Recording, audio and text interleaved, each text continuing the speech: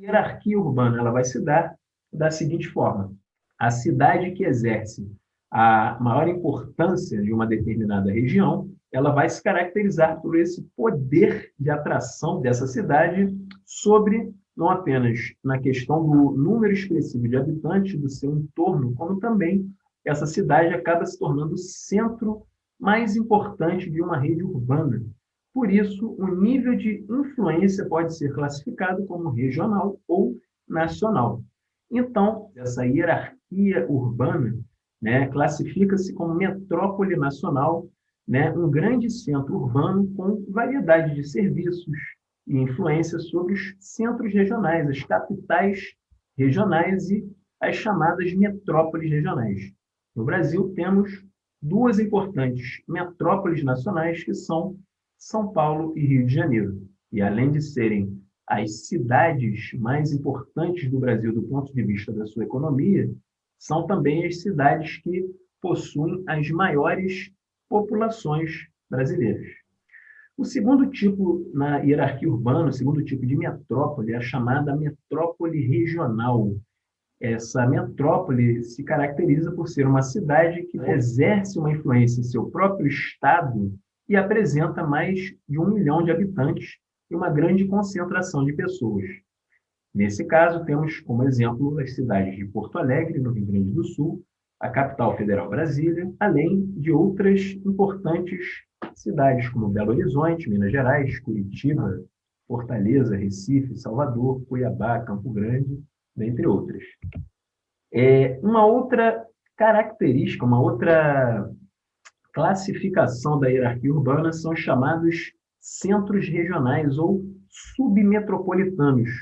Normalmente, esses centros regionais são cidades médias que exercem uma influência em âmbito regional. Ela pode ultrapassar a sua importância fora do estado onde ela pertence e abrigar ali, né, abranger, perdão, uma determinada região, né, no seu entorno. Elas podem ser ou não uma capital de um estado, por exemplo, né, e são referências no desenvolvimento da produção de bens e serviços para essas cidades do seu entorno. Temos como exemplo Goiânia, capital de Goiás, Belém do Pará, Manaus, Vitória, Campinas, cidade do interior paulista, mas que exerce um forte poder econômico, uma forte influência na região do seu entorno, né? Assim como também Ribeirão Preto, Três Lagoas, estado do Mato Grosso do Sul, Campina Grande, capital da Paraíba, Natal, Niterói, Juiz de Fora, entre outras cidades. Temos ainda uma outra categoria de cidade que é chamada cidade local. Normalmente, essa cidade ela é uma cidade de pequeno porte, onde sua população, muitas das vezes, ela precisa recorrer aos centros urbanos maiores para ter acesso aos bens de consumo que ali não são oferecidos. E temos ainda, dentro dessa hierarquia, a menor categoria, que é a categoria de vila. Normalmente, ela se dá como um pequeno aglomerado urbano que não alcançou a condição de cidade e a grande maioria dos bens e serviços não é oferecida. Então, esses cidadãos necessitam recorrer frequentemente a centros urbanos maiores para ter suas necessidades atendidas, como, por exemplo, o atendimento da saúde pública, né? Ou, de repente, essa cidade não possui um grande polo universitário, então os estudantes têm que migrar para uma outra cidade temporariamente para obter o acesso, né? E outros serviços aí, evidentemente, que podemos procurar num tipo de cidade que não oferece esse serviço, né? Vale destacar que área ou região metropolitana, né, voltando aos grandes centros urbanos, né, eles vão formar um conjunto de municípios contíguos e integrados socioeconomicamente a uma cidade central, com serviços públicos de infraestrutura em comum.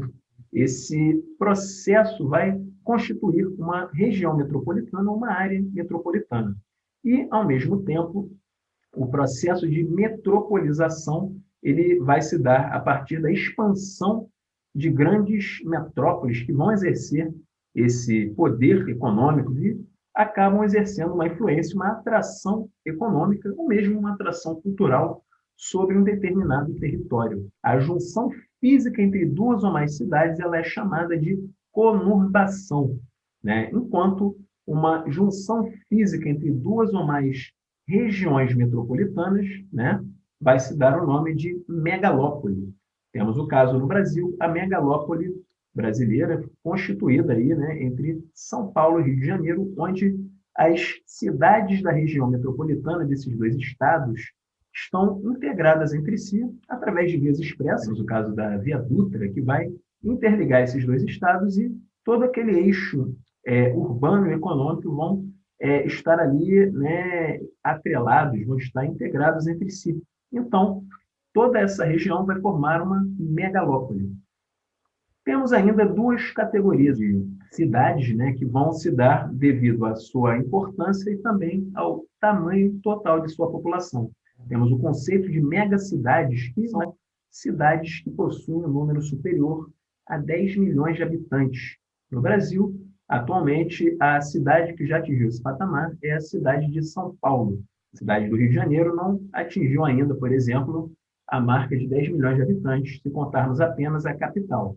Porém, se contarmos a região metropolitana e o estado, aí nesse caso, nessa região já chegou a esse patamar. Porém, em termos de cidade, apenas a cidade de São Paulo.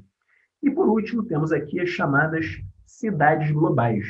Essas cidades, pela sua influência econômica, elas ultrapassam os limites nacionais, chegando mesmo a ter uma influência a nível global, a nível mundial.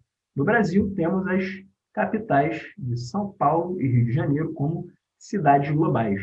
São Paulo, do ponto de vista de sua economia, né, que é exercida na América Latina, e o Rio de Janeiro é um grande centro irradiador de cultura, assim como também de grandes eventos que, nos últimos anos, a cidade promoveu, né, principalmente se pegarmos a questão das Olimpíadas, né, e outros grandes eventos que, no decorrer do século XXI, principalmente, a cidade atingiu esse patamar. Por hoje ficamos por aqui, espero que tenham gostado do vídeo. Um grande abraço a todos e até lá.